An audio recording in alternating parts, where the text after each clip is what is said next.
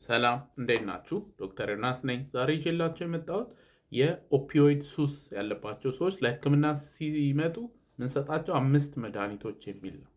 ኦፒዮይድ እንግዲህ የተለያዩ አይነት መድኃኒቶች አሉ። በሀገራችን በብዛት ያለው ፔቲዲን ነው። በውጭ ሀገራት ግን ሄሮይን፣ ሞርፊን ወዘተ የመሳሰሉት ይጠቀሳሉ። የዚህ ሱስ እንግዲህ ልክ ሰዎች ሲያቆሙ ዊዝድሮዋሉ በጣም ከባድ ነው። ብዙ አካላዊ ለውጦች ነው የሚታዩባቸው። ከዚህ በፊት እነሱን ዘርዝሬ ሰርቻለሁ። ዛሬ ግን ሰዎች ይሄን ከባድ ጊዜ እንዲያልፉ የምናዛቸው 5 መድኃኒቶች ይሆናሉ።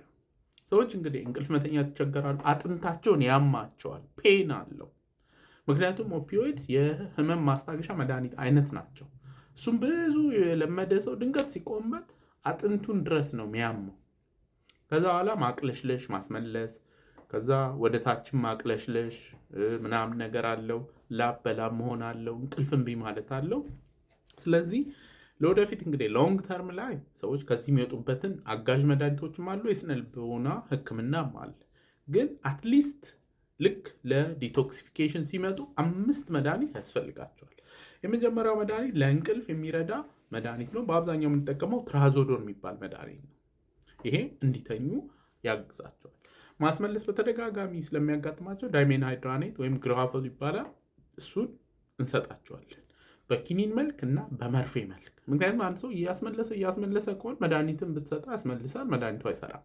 ስለዚህ የመርፌ አማራጭም ጎን ለጎን ያስፈልጋል ማለት ነው። እዛው ጋር በተያያዘ ደግሞ ማስቀመጥ አላቸው። ስለዚህ ለሱ የሚያግዝ ሎፔራማይድ የሚባል መድኃኒት ያስፈልጋቸዋል። ከዛ ፔን ያልኳችሁ እንግዲህ ፔኑ በጣም ከባድ ነው። ስለዚህ አይቦፕሮፌን እንሰጣቸዋለን፣ ተጨማሪ ፓራስታሞን እንሰጣቸዋለን። ትንሽ ሪላቲቭሊ ሌላው ሰው ከሚወስደው መጠኑን ከፍ ልናደርግ እንችላለን ማለት ነው።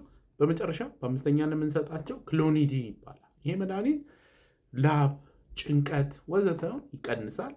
አንዳንድ ሰዎች ላይ ይሄ እንግዲህ አጥንት ድረስ የሚሰማውን ህመምም ይቀንስልኛል ይላሉ። እነዚህ እንግዲህ የነገርኳቸው 5 መድኃኒቶች ሁሉም ደግሞ ጥንቃቄ ይፈልጋል። ለምሳሌ ክሎኒዲን የደም ግፊትን መለካት ከመስጠታችን በፊትና ከሰጠን በኋላ ቼክ ማድረግ ይጠይቃል ማለት ነው። ሌሎቹም ለምሳሌ ኦንዳንሴትሮን የሚባል ለማስመለስን ለመከላከል የሚሰጥ መድኃኒት አለ። እንደ አማራጭ ከግራብል እሱንም ልንሰጥ እንችላለን። ግን ኦንዳንሴትሮን ደግሞ የምንሰጥ ከሆነ የልብ ምትንም ቼክ ማድረግ ያስፈልጋል። ኤኒዌይ እነዚህ 5ቱ ቢያንስ ሰዎቹ ትራንዚሽኑ ስሙዝ እንዲሆንላቸው ያግዛቸዋል።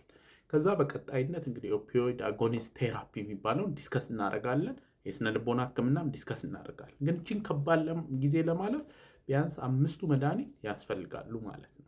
አለበለዚያ ሰዎች ይሄ ማላቡ ማስቀመጡ ፔኑ ሲያስቸግራቸው ወደ ለመዱት ወደ ሱሱ ወይም በተለያየ መንገድ እንግዲህ መድኃኒቶቹን እነዚህን ሰብስታንስስ ከሚያገኙበት አግኝተው ይቀጥላሉ ማለት ነው።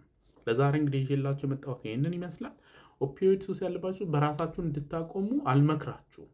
ሄዳችሁ ሐኪም ጋር በሱፐርቫይዝድ በሆነ መልኩ ዲቶክሲፊኬሽን ውስጥ አልፋችሁ ብታቆሙ የተሻለ ነው።